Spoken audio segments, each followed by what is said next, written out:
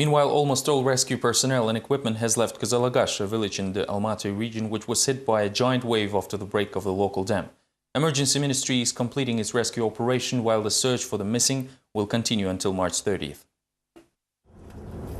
All rescue works are being completed while the search for the missing is still underway. As of Thursday evening, 43 people were reported dead in Kazakhstan flood tragedy. Although the authorities say that the number could have been higher, village residents are sure of that. Local teacher Gudmila Sakmuldinova knows almost all villagers, and her estimates sharply differ from the official ones.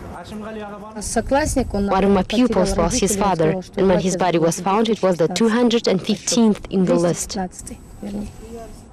The family of Ilyas Takhtarkhan plans to move to another area, as he is afraid of staying here. Family members are convinced that the emergency ministry's numbers are grossly understated. Ilyas says that the authorities should not be trusted. That is what saved his life on the day of the tragedy, as he ignored the instructions issued by the police.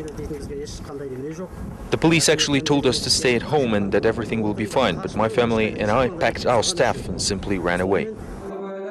Meanwhile, masses for the dead and missing are taking place in the mosques of the country every single day. The Deputy Supreme Mufti Muhammad Hossein Al-Sabekov says that clergy do have the list of the dead, but decline to reveal the precise numbers. We keep praying for all the people who are dead and missing that we have on our list. The deputy mayor of the Almaty region, Serik Mukanov, says that 43 is the verified number of the dead. Rescuers went through the mud in the radius of 25 kilometers of the village and recently found another 3 bodies. All those who say that the numbers are higher should come here and give us the names. We are suing several media outlets that reported over 200 killed. The rescue works in Kazakhstan will continue until March 31st. Representatives of the local administration are already openly optimistic about the future of the village, saying that the life is returning there, as about 200 new foundations have been laid in the settlement recently. Authorities of Semey are also busy taking measures to prevent the flooding of the city. 60 tons of snow was being removed from the central streets daily. Unfortunately, residents of suburbs were left on their own to cope with the flooding threat.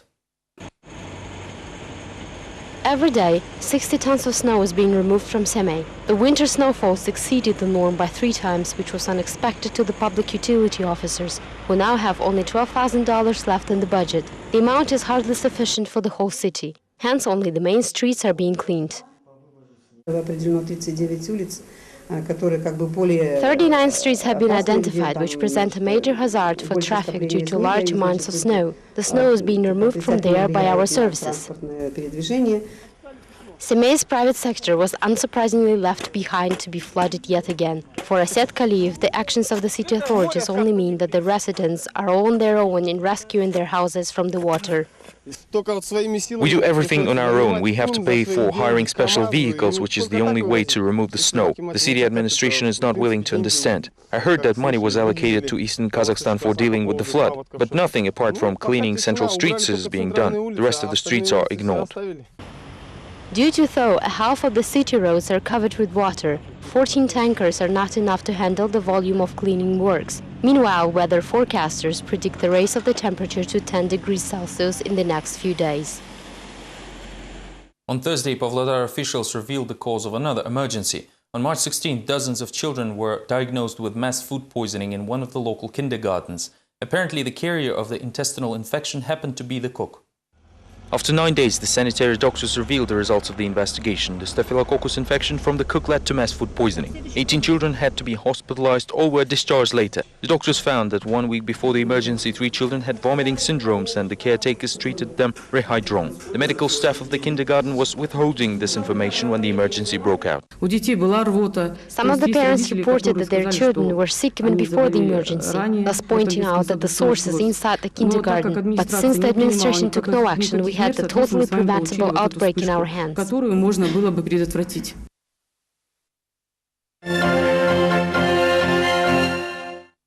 The Yesil District Court of Astana continues the hearing on the high-profile trial against businessman Serik Turjanov. On March 25th, the court completed questioning of key witnesses and experts on the episodes related to Kaskosmos and Valut Transit Bank. The key detail of the hearing on Thursday was the acknowledgement by experts that all documents presented by the investigators for the handwriting examination were signed by the former head of Kazakhstan. He in turn is insisting that one of the signatures was faked. The court accepted the expert's opinion but not the arguments of Turjanov. The next hearing will begin with the examination of the episodes related directly to the statistics agency. The businessman is charged for failing 2 major space projects in Kazakhstan and pocketing state money during the census campaign in 2009. The damage to the state is estimated at almost $4.5 million. There were indicators of similarity after our visual, microscopic and partial examinations. We have concluded that the signature is identical with Turjanov's, and it was indeed him who left it.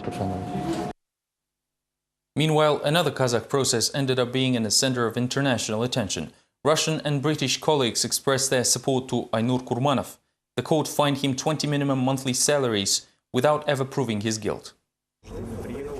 Kurmanov came to the court with a group of supporters. Representatives of socialist movements from London and Moscow arrived to Almaty for the meeting of radical left-wing Trotskyist organizations. The event just coincided with Kurmanov's trial. Foreign guests have already labeled the process undemocratic. London socialist Robert Jones is particularly disappointed by systematic persecution of workers' rights activists. In England, such trials happen very seldom, while in Kazakhstan, Kurmanov alone was jailed already more than 10 times. This is nothing more than the authorities' attempt to stop those who want to protect and assist workers in their rights. These were all the latest updates from Kazakhstan. Thank you for being with us and goodbye.